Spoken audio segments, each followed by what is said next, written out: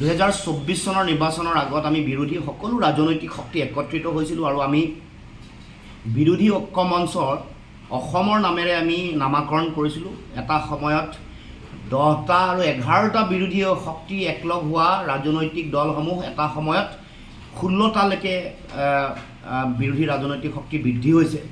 আৰু এতিয়া আমি শেহতীয়াকৈ 2026 চনৰ বিধানসভা নিৰ্বাচনত যিহেতু আমি জানো যে এইবাৰ বিজেপি পৰাভূত হোৱাটো 100% নিশ্চিত। 24 চনৰ লোকসভা নিৰ্বাচনৰ ফলাফল দেখিছোঁ।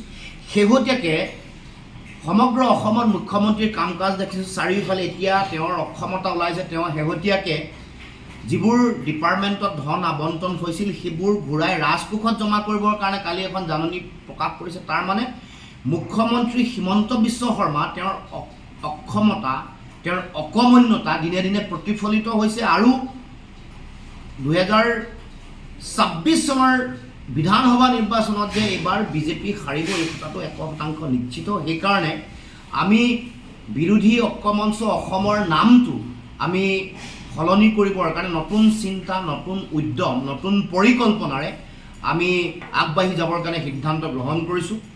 গতিকে আমি এইবাৰ আমাৰ সকলো বিৰোধী ৰাজনৈতিক শক্তিৰ নাম একত্ৰিতভাৱে আমি সকলোৱে আলোচনা বিলোচনাৰ মাজেৰে সৰ্বসন্মতভাৱে আমি দিয়াৰ সিদ্ধান্ত গ্ৰহণ কৰিছোঁ।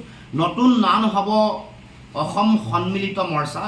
গতিকে অসম মিত্ৰজোঁটৰ নামেৰে বিৰোধী ঐক্য মঞ্চক ৰাইজে নতুনকৈ জানিব পাৰিব। গতিকে ইয়াৰ মূল লক্ষ্যটোৱে হ'ল, কাৰণ 26ৰ বিধানসভা নিৰ্বাচনলৈ আমি যুঁজাৰ যিটো আমি ৰণকৌশল ইতিমধ্যে আৰম্ভ কৰিছোঁ, সকলোৱে টঙালি বান্ধিছোঁ।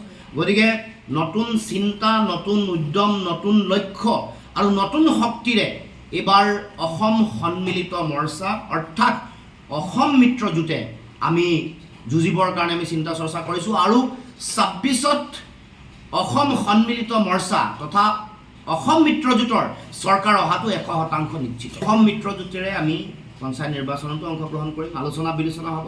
কিন্তু গোটেই আলোচনাবোৰ যিহেতু স্থানীয় পৰ্যায়ত হ'ব, কাৰণ এটা পঞ্চায়ত নিৰ্বাচনৰ যিটো অনুশীলন এইটো এটা ব্যাপক এক্সাৰচাইজটো বহুত ডাঙৰ। সকলো স্তৰতে গাঁৱে ভূঞে বা এটা সমষ্টিত 25খন পঞ্চায়ত থাকিলে 250টা ৱাৰ্ডৰ কথা পাতিব লাগিব। গতিকে স্থানীয় ভিত্তিত গোটেই কথা বতৰাবোৰ আলোচনা কৰি অসম মিত্ৰজোঁটৰ নেতৃত্বতে পঞ্চায়ত নিৰ্বাচনত খেলিবৰ কাৰণে চিন্তা চৰ্চা